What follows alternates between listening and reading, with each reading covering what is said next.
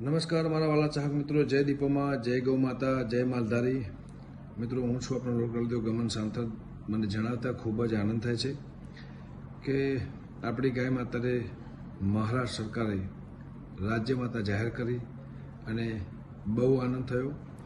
તો મિત્રો, ગુજરાતમાં 16/10/2024 બુધવાર સોલા ભાગવત વિદ્યાપીઠ ખાતે મહાસભા યોજવાની છે, જેમાં આપણા સદગુરુ શ્રી શંકરાચાર્યજી મહારાજ પધારવાના છે.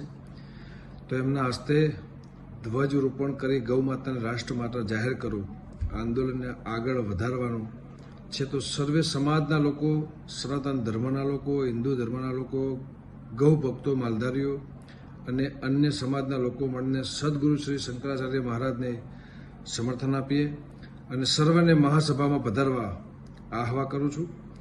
અને તો આવો